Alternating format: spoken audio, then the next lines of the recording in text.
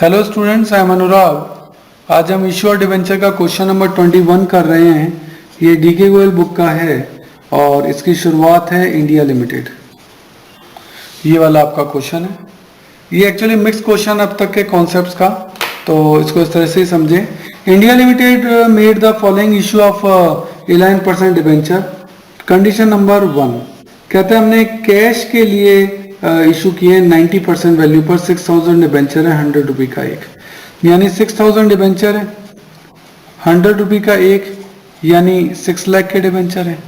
और इन 6 लाख के डिबेंचर को आपने 90% वैल्यू पे इशू कर दिया, यानी कितने रुपए में इशू कर दिया? 5,40,000 में इशू कर दिया। ठीक है, अब आप इसको एक एंट्री से भी कर सकते हो और दो एंट्री से भी कर सकते हो। तो मैं आपको इसको दो एंट्री से करके बता रहा हूँ और फिर इसको एक एंट्री से भी आपको समझा दूंगा। तो 6 लाख के डिबेंचर जो है वो आपने 5,40,000 में जो है वो इशू कर लिए। तो एंट्री क्या होगी देखें, बैंक अकाउंट डेबिट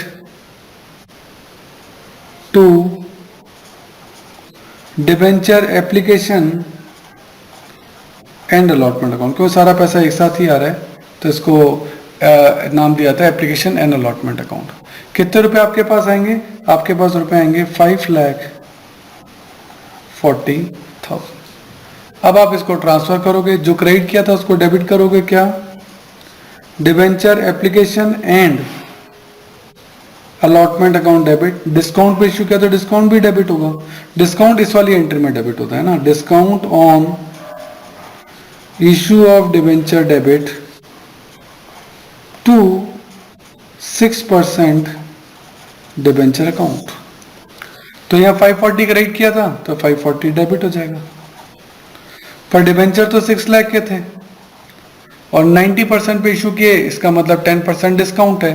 तो 6 लाख का 10% कितना हो गया? 60,000। तो ये अमाउंट कितना बचा? अपने आप ही 5,40,000। तो इस तरीके से आप इसको दो एंट्री से कर सकते हो। अब आप इसको एक ही एंट्री से करना चाहते हो तो बहुत आसान है। डिबेंचर एप्लीकेशन अलॉटमेंट को यहाँ क्रेडिट किए डेबिट किए, इसको आपस में काट दो।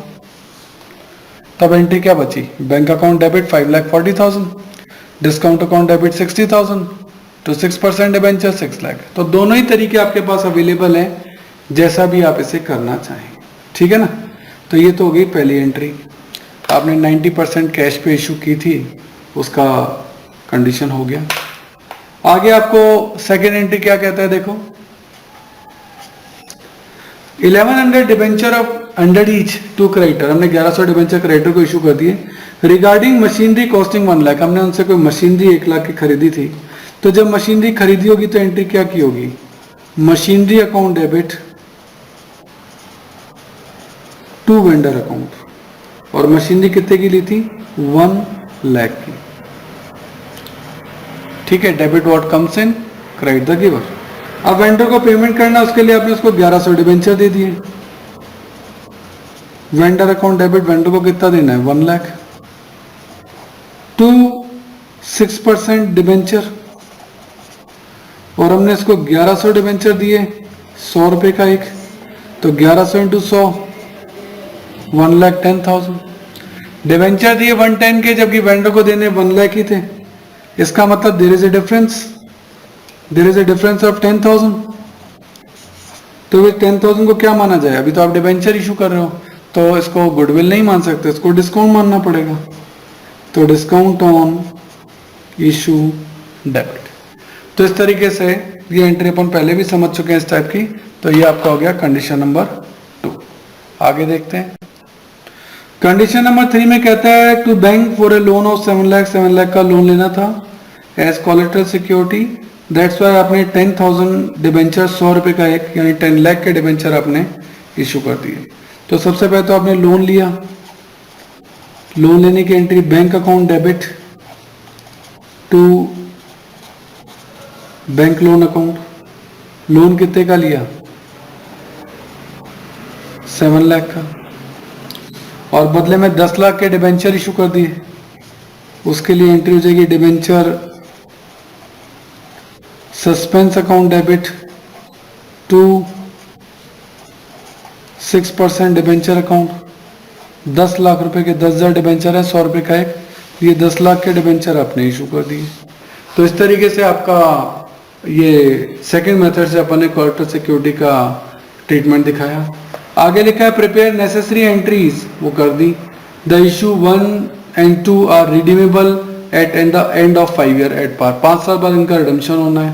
Show the balance sheet of the company at the end of the first year, कहता है डिबेंचर जो है 5 साल बाद रिडीम होंगे और आप इसकी जो बैलेंस शीट है वो दिखाइए। तो यहाँ जो टोटल डिस्काउंट हुआ, यहाँ डिस्काउंट हुआ 60,000, यहाँ डिस्काउंट हुआ 10,000, 60 and 10 70,000 का डिस्काउंट हुआ है। और 5 साल इनकी लाइफ है, क्योंकि 5 साल बाद हमें डिबेंचर का रिडम्पशन करना है, तो इसको डिवाइड बाय 5 कर दें। दैट्स वाई 14,000 पर एनम आपका जो है आपको पीएल से राइट ऑफ करना पड़ेगा, क्योंकि 5 सालों में आपको उसको दिखाना है। दैट्स वाई जब आप बैलेंस शीट बनाएंगे, इनको कैसे दिखाएंगे पहले साल में, वो मैं आपको समझा रहा हूँ।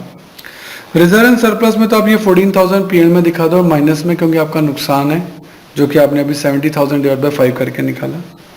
इसके अलावा डिबेंचर आपने कितने इशू किए वो अपन देख सकते हैं। देखिए, सबसे पहले आपने कंडीशन नंबर 1 में डिबेंचर क्रेडिट किए थे 6 लाख, फिर क्रेडिट किए 1,10,000 दैट इज 710, और फिर क्रेडिट किए 10 दैट इज 1710। 17,10,000 के डिबेंचर हैं आपके, उसमें से 10 लाख के डिबेंचर सस्पेंस भी हैं। तो लॉन्ग टर्म बोरिंग्स में आप दिखाओगे नोट्स टू अकाउंट्स के अंदर 17,10,000, सही है ना। उसमें से डिबेंचर सस्पेंस जो डेबिट कर दिया उसको लेस कर दो, तो यहाँ 710 बचेगा। एक बैंक लोन दिखा दो, 7 लाख का बैंक लोन लिया था अभी अपन ने थर्ड कंडीशन में, और ब्रैकेट में दिखा सकते हो कि ये कोलेटरल सिक्योरिटी पर है। इसके अलावा एसेट्स में फिक्स्ड एसेट्स मशीनरी आप दिखा सकते हैं, 1 लाख की मशीनरी आपने ली है। डिस्काउंट आप 14,000 तो जो है वो आपको अगले साल ही राइट ऑफ करना है विद इन 12 मंथ, तो उसको तो अदर करंट एसेट्स में दिखाएंगे। तो 70 में से आपका इतने का ट्रीटमेंट तो हो गया। कैसे? 70 में से 14 तो आपने P&L में दिखा दिए, ठीक है, और 14 आप अगले साल राइट ऑफ कर दोगे तो आपने अदर करंट एसेट्स में दिखा दिए। बाकी कितने बचे? 42, वो तो नेक्स्ट टू नेक्स्ट ईयर में राइट ऑफ होने हैं, तो वो 42 आपने अदर नॉन करंट एसेट्स में दिखा दिए, ठीक है। ये तो अदर करंट एसेट्स है क्योंकि ये विद इन 12 मंथ है, ये आफ्टर 12 मंथ है, that's why other non current asset में चला गया। कैश एट बैंक, जितना भी बैंक आपने डेबिट किया उन सबको जोड़ लो तो कैश एट बैंक भी आपका आ जाएगा। इस तरह से वेरियस नोट्स टू अकाउंट जो है ना वो आपको बनाने पड़ेंगे, इस तरह से आप इनको देख सकते हैं। और then in notes to accounts को आप बैलेंस शीट के अंदर पुट करके भी दिखा सकते हैं। तो इस टाइप का जो सेम एग्जांपल जब आप करेंगे ना, तब आपको इसका परफेक्टली नॉलेज जो है वो आपको मिल जाएगा। Okay, thank you.